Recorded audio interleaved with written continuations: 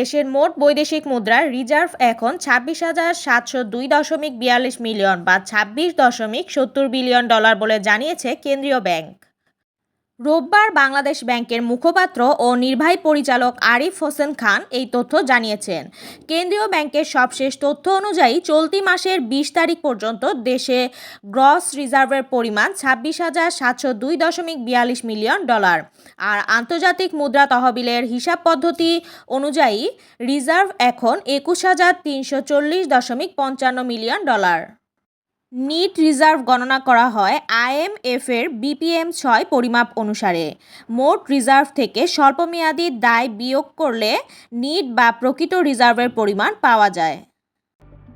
Sumaiya Tasnim, Surma TV 24।